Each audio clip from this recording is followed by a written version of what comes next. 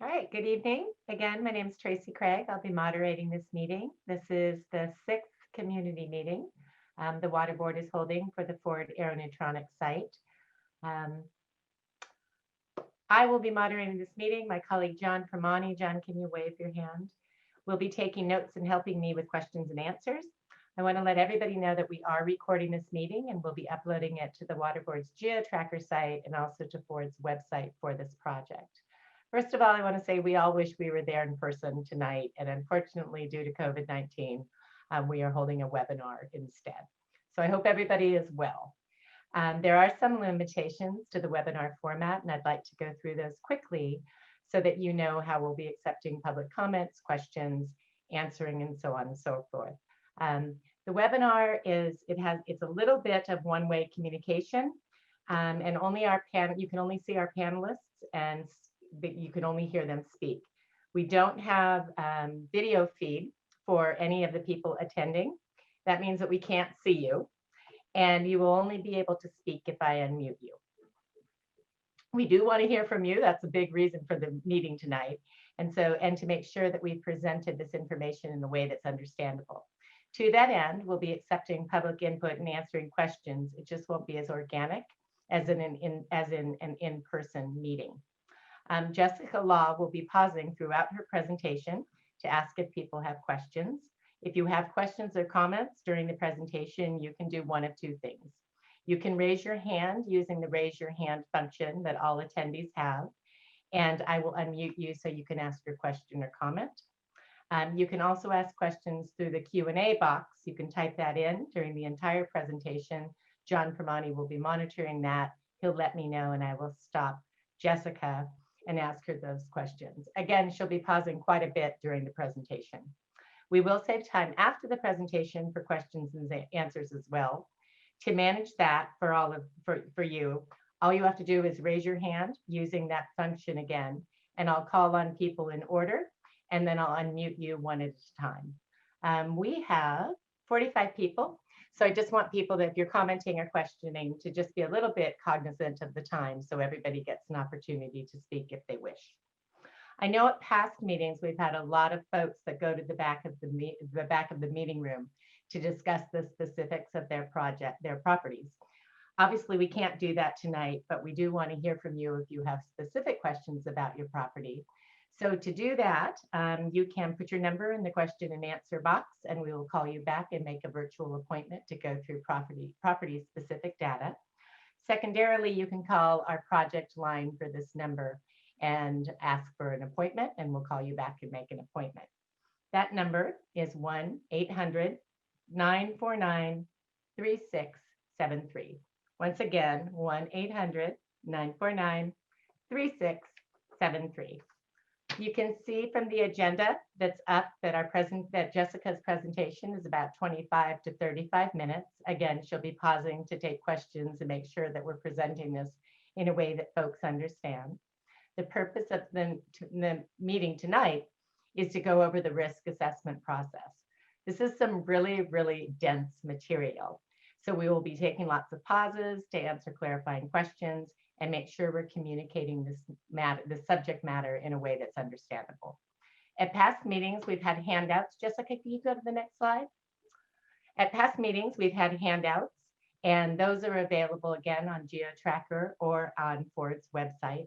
We'll also be uploading this presentation to GeoTracker and the Ford website as well. I'd now like to take the opportunity just to introduce our panelists quickly. You all know Jessica Law, and I'm going to ask you panelists to raise your hand. Jessica Law, she's an engineering geologist, certified as a professional geologist in the state of California, and is the Water Board's project manager. Nick Amini, Nick, raise your hand, thanks, is the chief of the Water Board site cleanup section. He holds a PhD in environmental engineering. Amanda Palumbo is a toxicologist with the California Office of Environmental Health Hazard Assessment. She has a PhD in chemistry from UC Davis. And then we have our consultant team here as well, Wood, Environment, and Infrastructure. We have Mike Barnes, who I think everybody knows. He's out in the field a lot, talks with people a lot. And then we also have a new panelist that's an expert, subject matter expert in risk assessment, and that is Usha Vedagiri, I think I said that right. She has 20 years of experience in vapor intrusion risk assessment, and she earned her PhD from Rutgers in New Jersey. I want to remind everybody that we are recording this webinar, and again, we'll upload it to GeoTracker and Ford's website. And thank you for your understanding. This format's a little clumsy, but I think working together, we can all get through it. And now I'd like to turn it over to Jessica to begin the presentation. All right, good evening. I hope everyone can hear me okay. Thank you for being here with us tonight. Tonight's presentation will cover a brief refresher of what vapor intrusion is. I will give an overview of the screening levels that we have used and how they are developed. Then I'll give a summary of the work that has occurred since our last meeting, which was last November. And then the majority of the presentation will focus on the human health risk assessment reports, given an overview of what they include, discussing what risk management is, and how it assists with the next steps. Finally, I'll go over the proposed schedules and the next steps before we go into the question and answer session. So first, we're going to discuss what vapor intrusion is, and I know this slide is probably familiar to most of you, but for anyone who has not attended one of these meetings or just needs a refresher since it's been a while, vapor intrusion is the migration of vapors below the ground surface into a building. Now first, in order for there to be a potential for vapor intrusion, there must first be soil gas, which is also referred to as soil vapor. Now, soil gas is found in the soil's air spaces, as shown in this inlay here. At the site, the primary contaminants of concern are tetrachloroethene, referred to as PCE, and trichloroethene, referred to as TCE, and both are vapor-forming chemicals. So soil gas originates from a source of vapor-forming chemicals in soil and or the groundwater. The contamination, whether it's in soil or groundwater, can off-gas and become soil gas contamination, which can migrate below the ground, is shown by these red arrows. Now, as soil gas migrates below the ground, it can enter buildings through cracks in the foundation or utilities that enter the building. Now, normal ventilation can flush these chemicals out of a building so it doesn't cause a problem. But if they do collect in a building and there isn't enough ventilation to flush it out, it may collect at concentrations that can pose a risk to human health. There can also be other sources of chemicals that come into a building, such as from both indoor and outdoor air.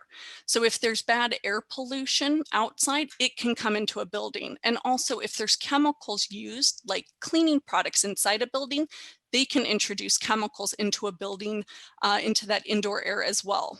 Now, all of the data collected as part of this vapor intrusion investigation, that soil gas and indoor air samples, that is what is being evaluated within these human health risk assessment reports. The indoor air data is what is evaluated when we look at current risk. And the soil gas data is what is evaluated when we're looking at future risk. And I'm going to talk more on what current and future risk means later on in this presentation. Lastly, I want to talk about attenuation factors, which is just the ratio of soil gas concentrations to indoor air concentrations. Now, as the soil gas moves up and into a building, it reduces by a certain factor. Now, this factor does vary from building to building, so we use very conservative or protective values for screening. Now, an example of an attenuation factor. Here you have a soil gas concentration of 1,000 micrograms per cubic meter. And as it moves into indoor air, it's reduced to, say, 1 microgram per cubic meter. And that ratio of reduction, that's the attenuation factor. So now I want to discuss those environmental screening levels, or ESLs, that we have been using to initially evaluate the site. The ESLs were developed by research scientists at the San Francisco Bay Water Board, which is the same type of regulatory agency as the Santa Ana Water Board, but they cover the San Francisco area and are kind enough to share their hard work with the other water boards. The ESLs were developed for over 100 chemicals, and they give us screening levels for soil, groundwater, soil gas, and indoor air contamination. The way a screening level is calculated is by combining the three following elements. First, the toxicity information of a specific chemical of concern, then the specific exposure scenarios for each receptor at a site, for example, skin contact, inhalation, digestion. And then there's the acceptable risk levels that the screening levels are to protect to. Acceptable risk levels look at both cancer and non-cancer health effects. And for screening levels, the acceptable cancer risk level is 1 in a million chance of developing cancer. And this is referred to as cancer risk. This is a standard developed by the US EPA, and according to the American Cancer Society, 1 in 3 Americans will develop cancer in their lifetime. The other is no harmful non-cancer health effects, such as liver or kidney damage, and this is referred to as hazard. And I'm going to discuss risk and hazard, which I also refer to as cancer and non-cancer health effects later on in this presentation. So these 3 elements are combined to develop a screening level for a specific chemical. The ESLs address long-term exposure, which is 26 years, and it allows us to quickly focus on the most significant problems at a contaminated site. But it is important to note that the ESLs are not necessarily cleanup goals. So to recap, the ESLs were developed by the San Francisco Bay Water Board. It's a tool used to screen or evaluate potential threats posed by contamination at a site. It allows us to prioritize efforts where the most significant problems have been identified at contaminated sites. A chemical that is present at concentrations above its corresponding ESL does not necessarily mean there is an immediate threat, but it does mean additional evaluation is generally necessary. The ESLs are very stringent and have multiple levels of assumptions built in to be protective of public health. They are updated periodically, and they are not always appropriate cleanup objectives. So there are a few key items that I want to mention. First, the risk assessment reports are currently being prepared using data collected from the site. If you live in an area to be evaluated, please have your home tested. This presentation is an overview of what a human health risk assessment is, the type of information it provides, and how it informs our decisions for a path forward for the site. We will discuss community-specific risk assessment report conclusions, recommendations, and our reviews at community-specific meetings.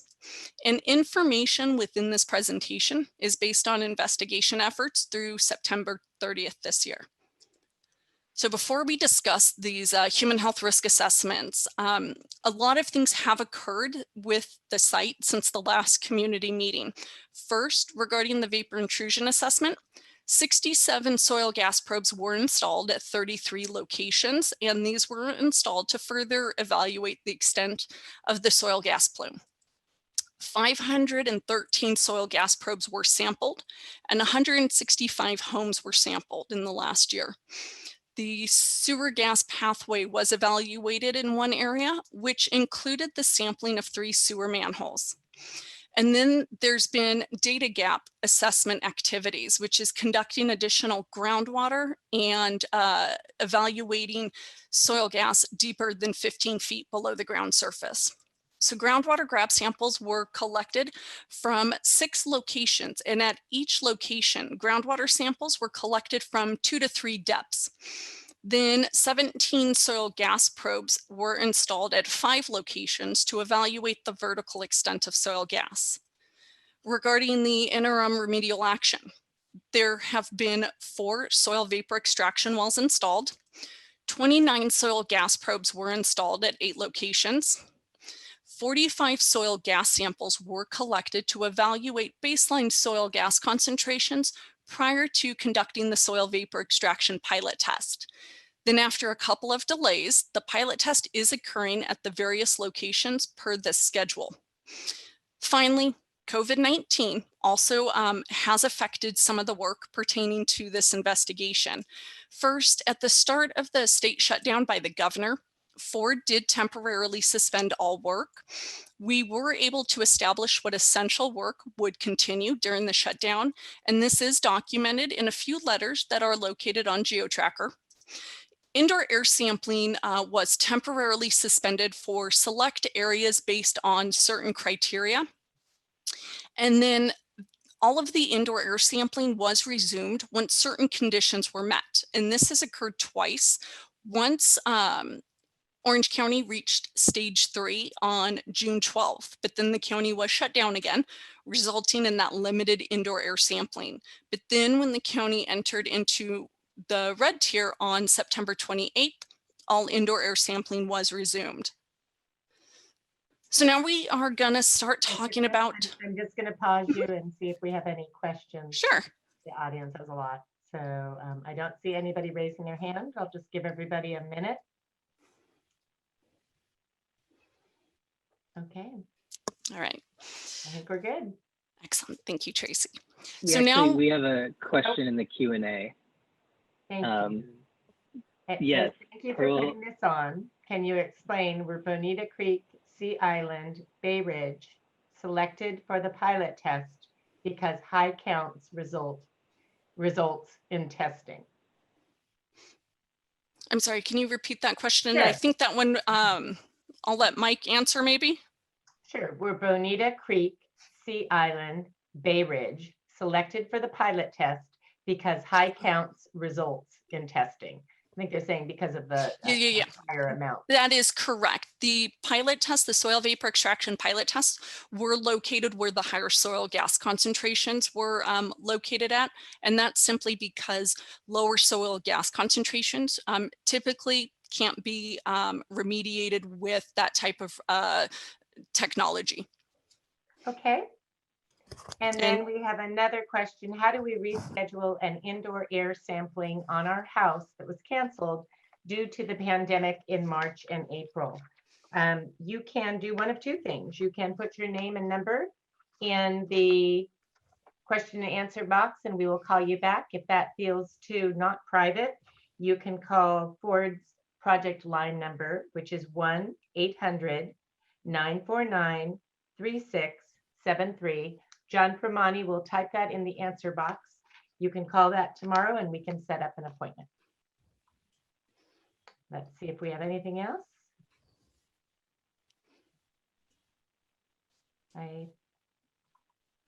Thank you everybody for your patience. No, this is a little weird and funky, but we'll get through it. Okay, I think we're good. Great, thank you. Okay, so now we're going to start talking about the risk assessment reports and what we will do with the conclusions of the reports, which is referred to as risk management. But first, I do want to use this illustration to help explain these concepts. So first, you have risk perception, which in this illustration is the perceived risk of this boulder located at the edge of the cliff. For this site, the perceived risk is detecting soil gas contamination above the ESLs. Next is risk assessment, which is assessing the risk and collecting more information. Then finally, there's risk management. Here, the boulder is falling, so you act on the risk by getting out of the way. But if the boulder isn't falling, it may be best to monitor it. For this site, if vapor intrusion is occurring, then mitigation or remediation would occur. But if it isn't, mitigation or remediation may still be warranted, but it may also be appropriate to just monitor it instead. All right, now we are going to start talking about the human health risk assessment reports and what goes into them. And there are 4 key components.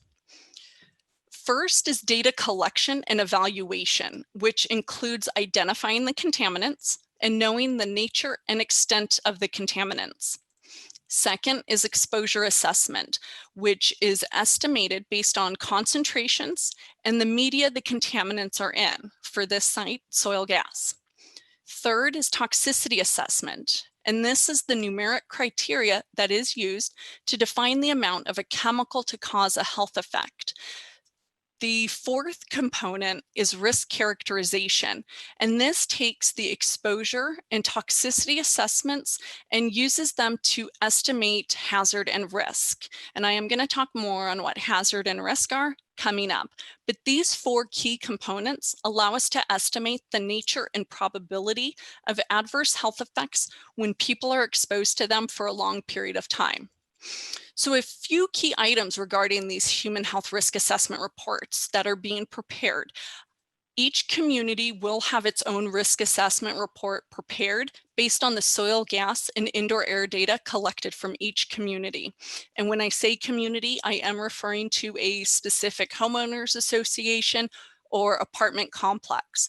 Also, individual residences within the investigation area are being evaluated. Prior to preparing the risk assessment reports, Ford prepared a technical memorandum outlining their approach for preparing these reports. Now, our sister agency, which is the Office of Environmental Health Hazard Assessment, or OEHA, is staffed by toxicologists, and they assist the Water Board with reviews of risk assessment reports. Therefore, OEHA reviewed this memo and provided their feedback, and this allowed an opportunity for Ford to address any comments from OEHA and refine their approach so that the reports, when prepared, would meet our expectations, including any built-in assumptions.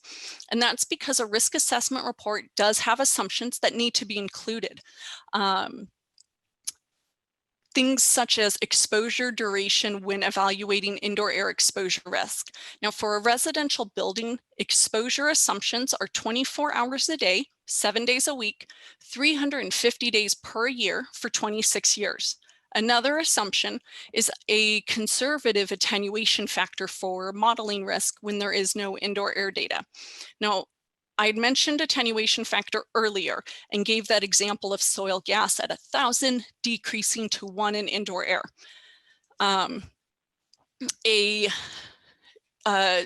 A conservative attenuation factor would consider soil gas concentrations of 100 decreasing to 1 in indoor air. This report also looks at current exposure risk, which is evaluating the indoor air results. And then something new that is being done with risk assessment reports in California is looking at future risk, which is evaluating soil gas data and modeling potential exposure down the road. It takes into account sensitive populations such as children, the elderly, pregnant women, and immunocompromised individuals. And the report evaluates cancer and non-cancer health effects. Now, before I move into that cancer and non-cancer risks and what they are, this again, just these last 2 slides I know was a lot of information. So I do want to pause for a minute and see if there are any questions or need for further clarification. Okay, there are some questions. So I'm going to go through these. First of all, I would just like to acknowledge David, we've got your phone number, and Evie, we've got your phone number as well. So just wanted to make sure you folks know we'll be calling you. And then here I have 3 questions. If you list something as monitor based on level, how does a homeowner know when or if it's resolved? And why don't you just mitigate the issue versus simply monitoring, which seems unclear and indefinite? So in some cases, with the risk, when it is calculated, it's kind of at that threshold where we're looking more at soil gas and it's not getting into indoor air. So it's better to just look at soil gas data and look for things like trends and know what's going on there. If the trends are staying the same, that's going to shape how we, some of the risk management decisions. If the concentrations are increasing or decreasing, that also helps determine what our next steps are. And I don't know if Amanda or Usha have anything to add to that. Usha, do you have anything you'd like to add? But I will say usually, well, risk management is determined by the water board, and our decisions are to be protective of public health. Okay. So this is Usha, and as Jessica just explained, the purpose of the risk assessment is to come up with some findings as to whether we believe there are unacceptable risks or not. And if there are risk levels that are higher than some acceptable threshold, we would not recommend monitoring, because we would recommend that you do something. Typically, if something is listed as monitoring as a recommendation, it means that the associated risk levels are really low and don't really need to have any kind of remediation done or mitigation done. But because the levels are low, they're not zero, but they're low, it's a health protective recommendation to say, let's just keep monitoring to make sure that it doesn't get any higher.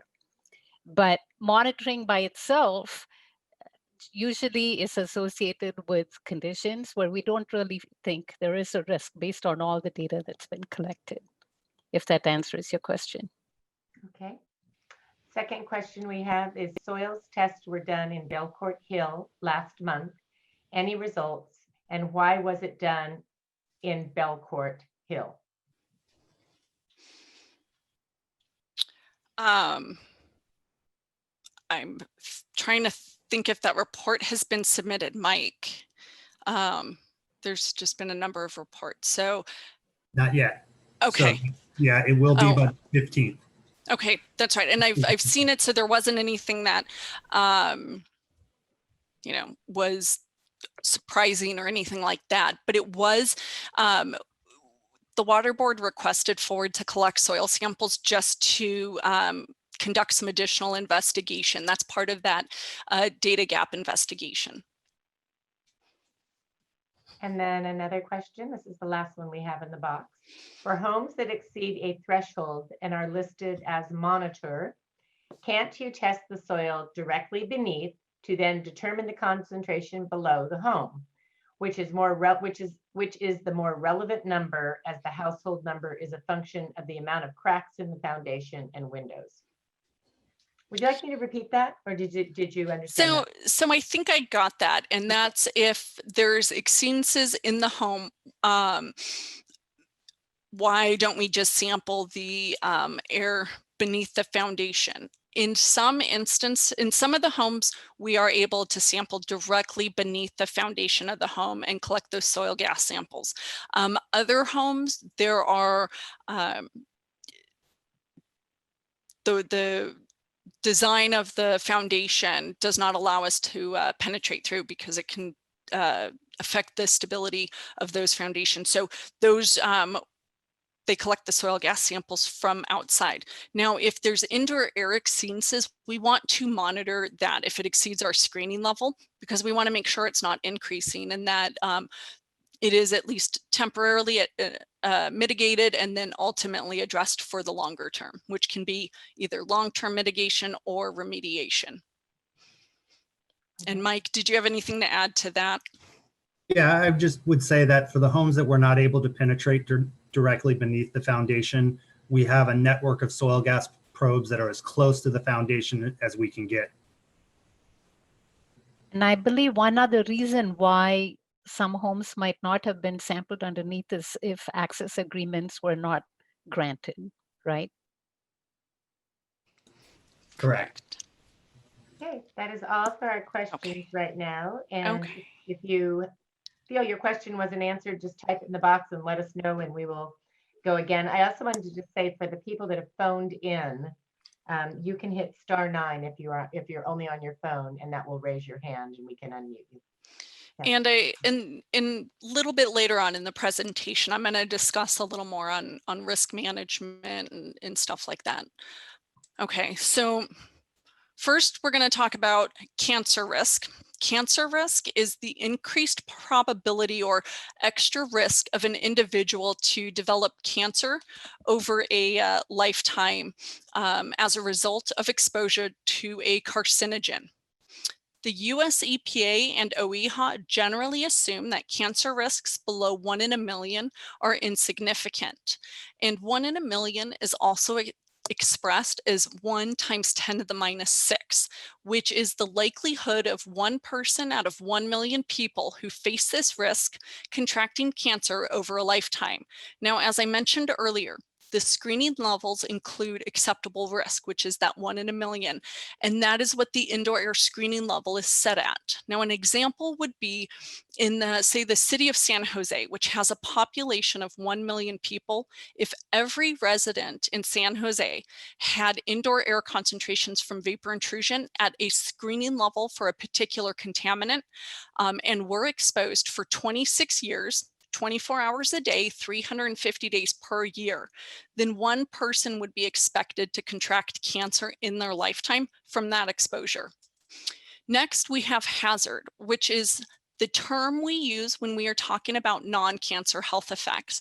And the acceptable level value used for hazard is less than 1. Therefore, a value that's less than 1 means no adverse health effects are expected, and a value greater than 1 means adverse health effects are possible but not certain. And I know, again, between cancer and non-cancer health risks, these are two big concepts. So I want to pause again just for a moment and see if there's any questions or need for further clarification before we transition into risk management.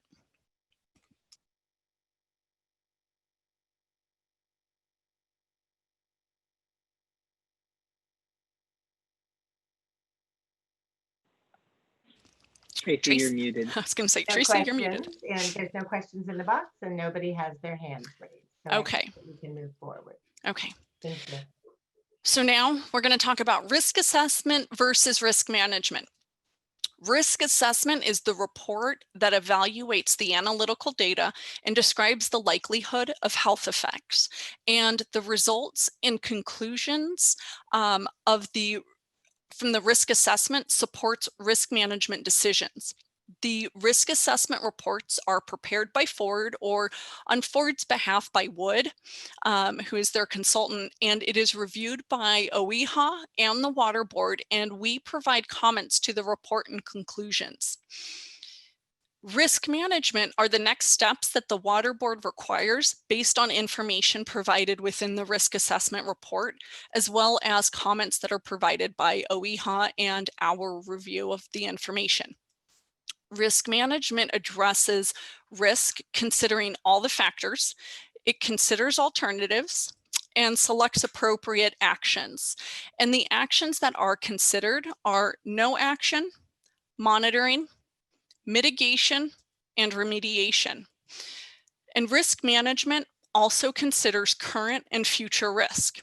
Current risk looks at indoor air results and calculates cancer risk and hazard, while future risk looks at soil gas results and calculates cancer risk and hazard based on modeling under protective assumptions. Evaluating future risk with protective assumptions is important because a building may change over time, and this ensures our risk management decisions or next steps for the site are protective of public health. And understanding both current and future risks are critical for making those risk management decisions to determine what actions to take at the site. And I do want to repeat this important point. Our risk management decisions or the next steps for the site have one objective, and that is to be protective of public health. So here's a risk man. Oh, yes. I've got a few questions here. Okay. So, first of all, we have somebody that wants to speak, and John, can you unmute Anne, please? She left. Here we are. I'll unmute her. So Anne, you're able to unmute yourself. I'm going to do this instead. Okay. You should be able to speak, Anne. Well, I'm going to give you these questions while we wait for her. Anne, you need to unmute and ask your question.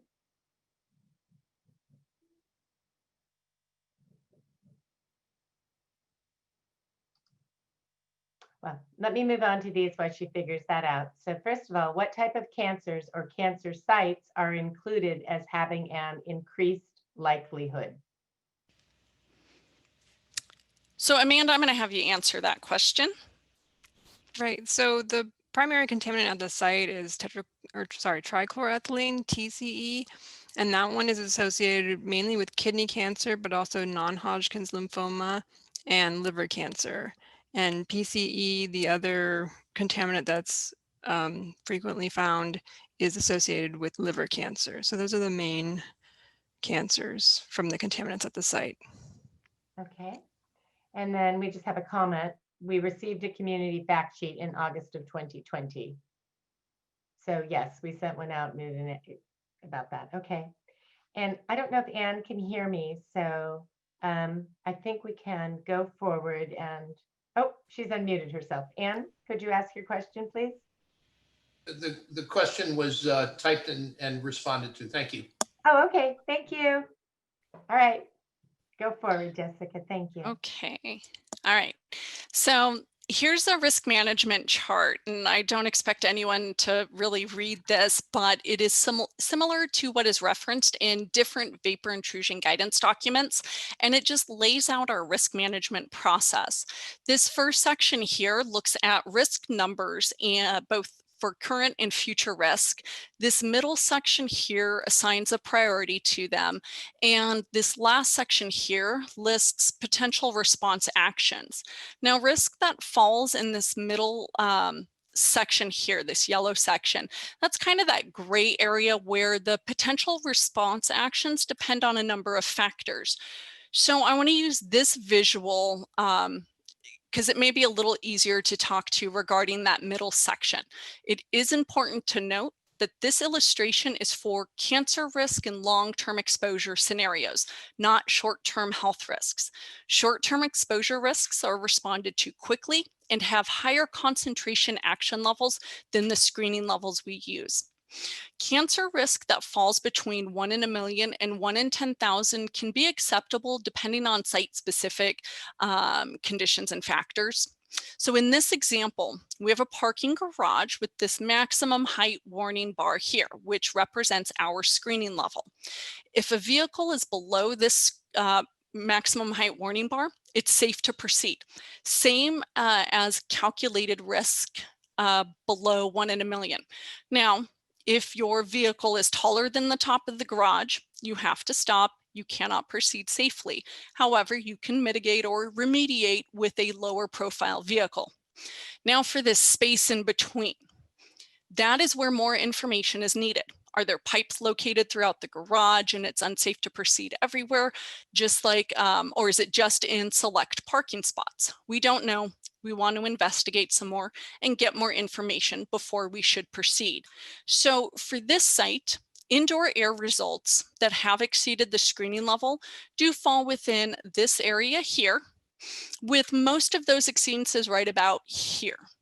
And again, a chemical that's present at concentrations above its corresponding screening level doesn't necessarily mean there's an immediate threat, but it does mean additional information is generally necessary. So was there any questions on risk management? Because I was going to go on to upcoming work activities. Let's just give it a moment, simply because it takes some time to type into that little box. So I'll give everybody 15 seconds. And there's just a couple more slides till we are done with the presentation and can go into the Q&A session as well. Okay, it looks like you're clear to go. Thank you. Okay, so for upcoming work activities during the fourth quarter, which is what we are in now, that runs from October through December. The Bay Ridge Park Risk Assessment Report was submitted on October 2nd, and it is currently being reviewed. The Belcourt Terrace Risk Assessment Report is due by December 14th. The third quarter progress report will be submitted later on this month. And we anticipate transitioning from vapor intrusion assessment to monitoring, which is just meaning the soil gas plume has been delineated and we will continue to collect soil gas samples and in some areas indoor air samples. And then conducting the soil vapor extraction pilot test, which is ongoing right now. For the first quarter next year, that is from January through March, the One Ford Road Risk Assessment Report is due by January 28th. There are 3 commercial properties that are having risk assessment reports prepared, and those are due by February 26th. The Sea Island and Belcourt Hill communities each will have a risk assessment report, and those are due by March 31st. Continuing to conduct the vapor intrusion monitoring. The fourth quarter progress report will be due mid-February. The soil vapor extraction pilot test report will be due by the end of January.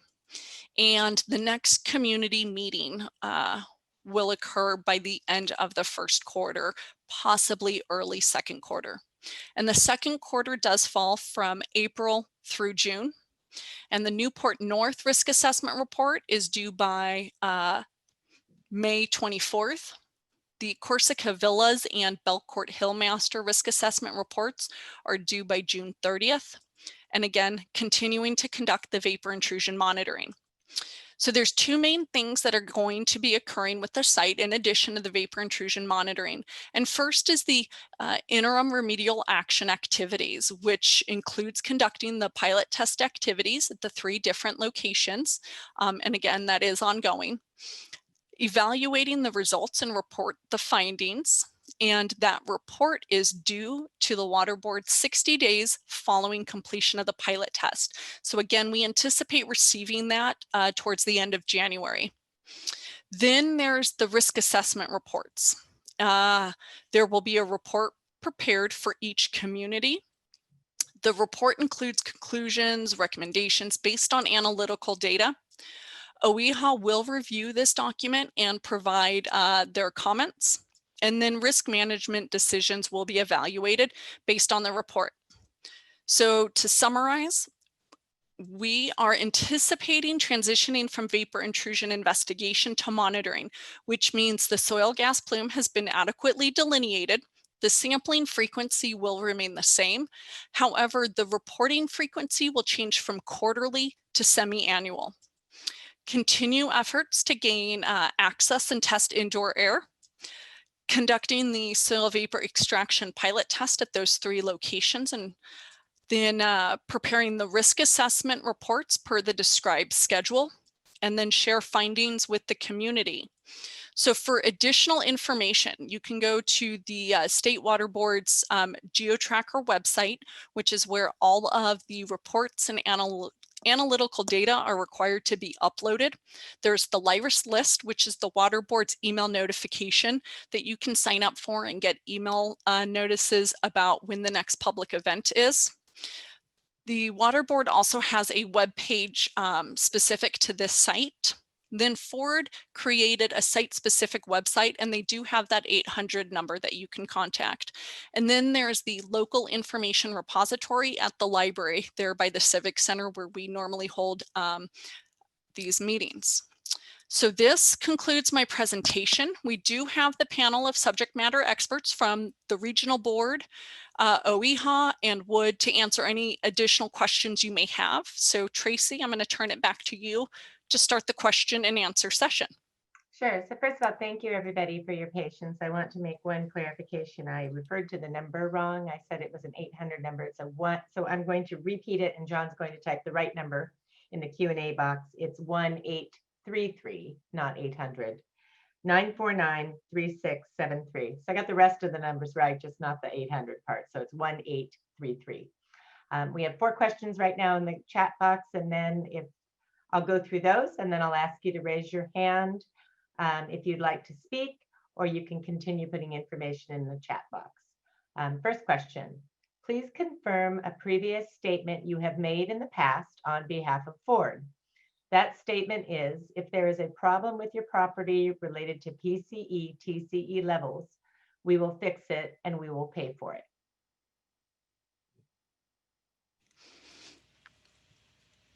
I guess who made that statement, but in general, if there is contamination and it is creating vapor intrusion, Ford is the responsible party taking care of any assessment, remediation, mitigation efforts that will be required. Okay. What is the range of conclusions that might be in these reports on Bay Ridge Park and Belcourt Terrace? What is the possible worst case conclusion in the reports? So Usha, I'm going to let you answer since you had a great deal of involvement in preparing these risk assessment reports. So the range of risk assessment conclusions that we might come to would be either that we think risks are at very low levels, meaning below that 1 in a million risk threshold that Jessica was explaining, or the risks might be higher than 1 in a million. Typically, it's unlikely that we would find risks that are higher than 1 in 10,000, but the basics of the risk assessment conclusions would be either that it is less than 1 in a million or more than 1 in a million. And based on those results and other information for the properties, the range of recommendations might be monitoring, like I was mentioning before. If it's below 1 in a million, but there's a little bit in the subsurface, but we're not seeing anything in indoor air, we might say just keep monitoring to make sure that what's in the subsurface doesn't increase in the future. Again, it depends on where the property is located and where in the overall subsurface contamination it's located, that kind of thing. So monitoring is one recommendation. I think the question was, what is the possible worst case conclusion?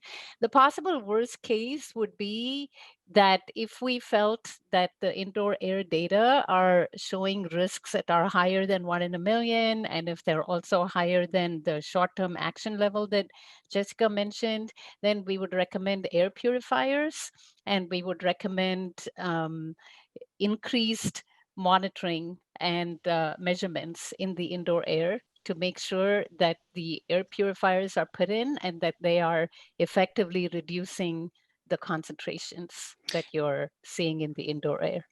And then to add some extra to that, the water board with that, the air purifiers have really been that short-term mitigation measure, and if there are those exceedances, that's where the water board would likely request longer term mitigation or even possibly remediation, and that is going to be dependent on the results from these soil vapor extraction pilot tests that are occurring to determine if that is a feasible remedial technology. Yes. Okay. So I would say there are 3 basic recommendations that are possible. One is monitoring, one is mitigation / remediation, and the third would be that short-term thing about air purifiers. Okay. Second question, Mike Barnes mentioned that a report for Belcourt Hill will be ready on November 15th. What kind of report was he referring to? Yeah, so the data that we collected recently from Belcourt Hill will be included in the third quarter vapor intrusion progress report, which is going to be submitted to the water board on November 13th. And that's the day it becomes, well, actually about 3 days later, it goes live on the GeoTracker website, and we'll put it on the Ford website as well. And if anybody has any specific questions to find that particular data for Belcourt Hill, just call the 833 number. I'd be happy to steer you in the right direction of where to look. Okay. Alexi, I'm going to ask you to retype your question because I think it auto-corrected into something very strange. So if you would just take a moment, I'll read your question if you could just retype that. And then here's another question. We received a community fact sheet in August of 2020. On page 6, there is a map. Our property is located on Hillsdale Drive in Belcourt Terrace, where the TCE concentration shows 10,000, because I can never say that, UGM3. I never say this right. What is that? Micrograms per cubic meter. Cubic meter. Thank you. What does that mean to us? It appears extremely high. So those are soil gas concentrations. That's where the indoor air sampling is necessary to see if there is vapor intrusion going on. Again, with the pilot tests that are occurring, we will get more information and to help us determine the next steps with risk management. So if your home's been tested, that's important information to know if there is any kind of current risk going on. But that 10,000 number is what gets calculated in when addressing the future risk scenarios, and helps us get two sets of risk numbers to look at for our decisions to make. Okay, other questions?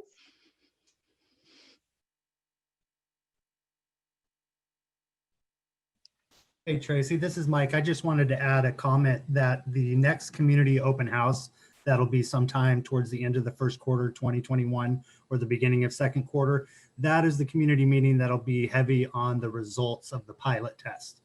And there'll be quite a bit of discussion on that. Thanks, Mike. Okay, we're going to give you folks a few minutes to digest all of this.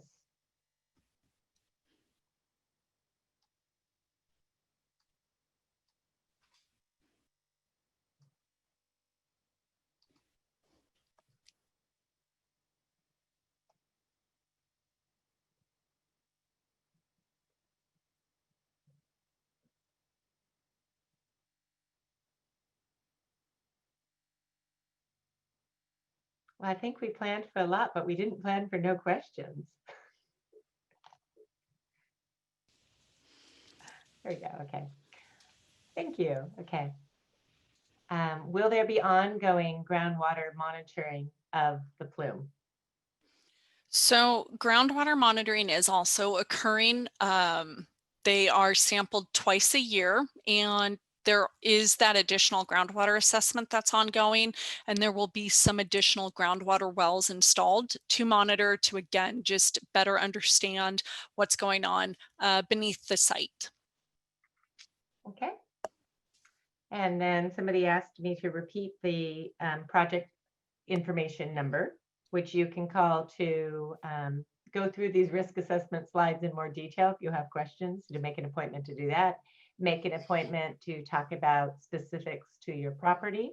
We're willing to do that live with maps on a computer one-on-one, or if you have any other questions or concerns. And that number is 1-833-949-3673. And John has also typed that again in the question and answer box for everybody. How many people are listening to the presentation? We have 38 attendees and 7 panelists, and a few people have dropped off after the presentation. At the highest, we had 43. And Tracy, I just wanted to remind everybody that their drinking water is not impacted from the groundwater contamination in this area. Okay. All right. What does pilot test mean? So a pilot test is just a small scaled version of a remedial technology to evaluate the effectiveness of that technology, and to see if it's feasible to make wider scale and do a remedial design. I don't know if Mike or Nick wants to add any more about pilot test. Yeah, just in this particular technology is we're simply extracting soil vapors from beneath the subsurface and treating them through a granulated activated carbon system, and then off-gassing the treated air, and then measuring how much mass we pull from the actual contaminated site. So again, it's just a small scale study to see if it's a feasible remedial option for the future. So, do you only do pilot tests when you expect there to be a need? Yeah, that's the pilot test is that next step to remediation. So it's when you've got the higher concentrations, and most sites, really almost all sites, have a pilot test at some point in time to see if it's feasible to do remediation there and to test the different technologies.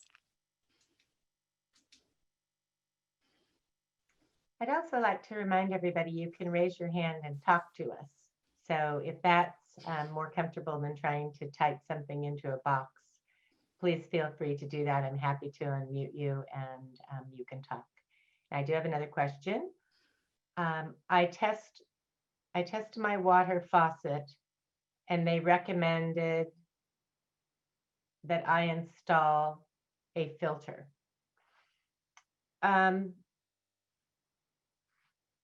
So again, your water from your water faucet is on a forced water supply. It's not related to groundwater. Am I correct, Mike? And you know what? I think it might be easier if this commenter, if you'd like to give us your number, we can call you and chat with you about that. The comment is simply, I test the water from my water faucet, and they've recommended that I install 3 filters. My zip code is 92660. So, and I can answer a little more on that. The water that is sent from the water purveyor, that one, it gets tested regularly. There's a consumer confidence report that shows everything they've tested. A lot of times the those at-home water tests, you'll see like Home Depot offers them. Those are those house filtration systems, and they look at things like total dissolved solids, and the water company puts in the different minerals and stuff that are all safe, but that's usually what it looks at. But as far as any kind of VOCs or, you know, that PC or TC that we're seeing at shallow groundwater, that is not getting into your drinking water. And I don't know if Nick maybe has any more to like talk to on that or not. Yeah, I'd like to chime in about that. The 3-stage filter system that you see people put under the sink typically has different technologies in it. One is called reverse osmosis, and the other one is a typical activated carbon that is used on the faucet filtration too. And like Jessica said, the water that is coming through the system to your faucet doesn't have any contaminants. It has certain chemical backgrounds that are natural to water, and they are not a risk to human health, but it will make a taste of the water better to remove some of them. That's why you see many people typically use these under the sink. They install it to get a better quality water, but it's not because of the removal of any contaminant. These are natural background chemicals that found in any drinking water.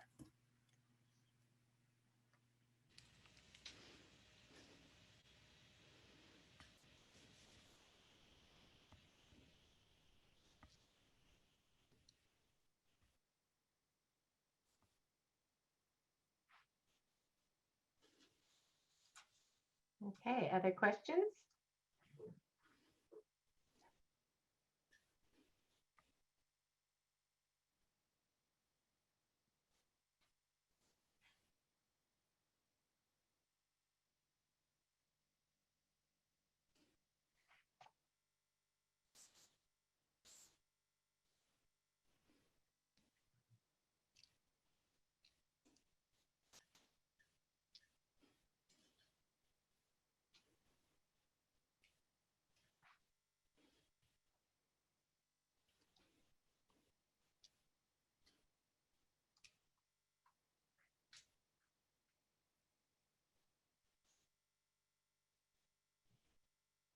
I think I'll give everybody 5 minutes, and then if you don't have any questions, we can end early. We've been going at this for an hour.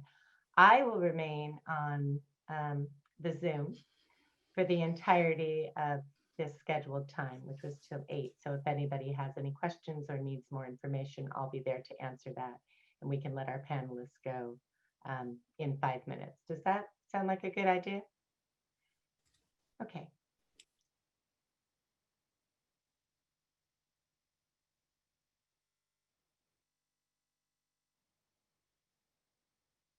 I guess I'd be interested if if anybody wants to just let us know, was this information presented in an understandable fashion? Is there something we could have done better? We'd love to get some feedback on that too, if you are so inclined.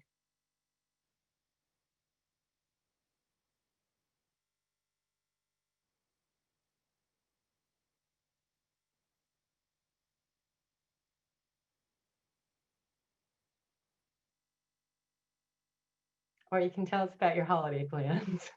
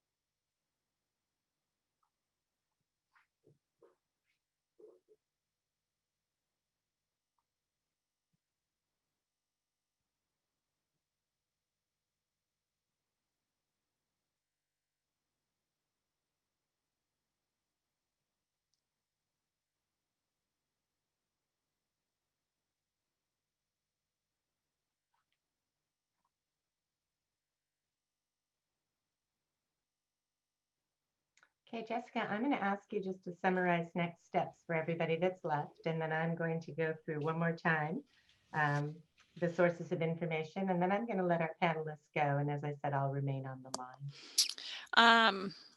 You want me to go back to that next step slide? Sure, I just think that would be a good way Okay. to just remind people what we're doing. Yeah, so the two main things that are coming up, again, in addition to the vapor intrusion monitoring and any kind of additional data gap assessment activities, is first that interim remedial action.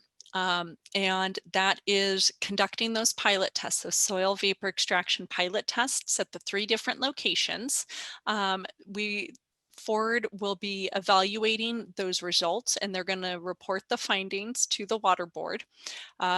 The water board will review that report, and we will provide any comments to that. And after that, after we get our comments out, that's when we anticipate having that next community meeting to discuss what those results were and what the next steps may be regarding potential remediation.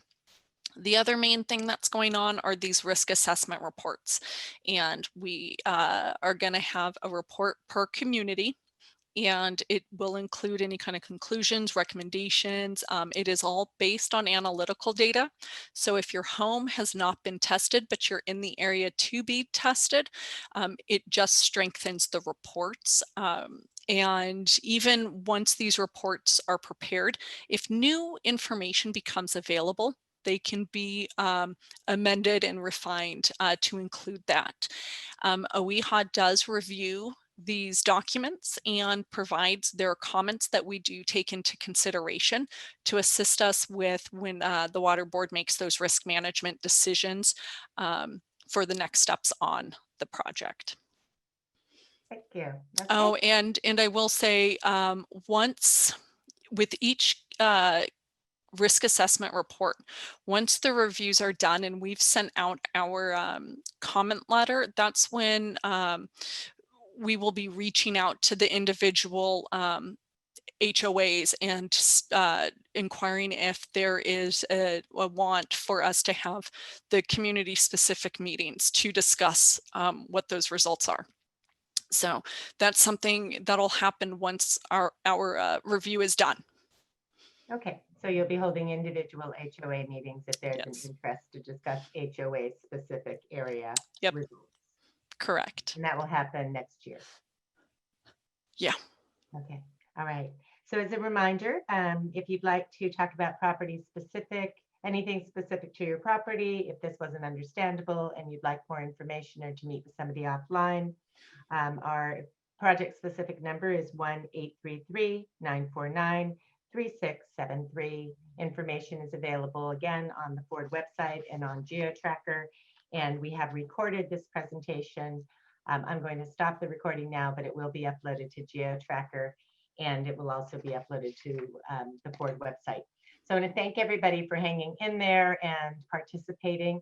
I'm going to let our panelists go, but I will stay on the line until 8 o'clock.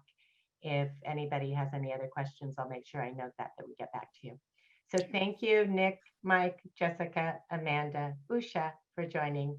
John and I will stay to the end. And thank you, everybody, all the attendees. We appreciate your All right, time. thank you. Bye. Thank you. Good night.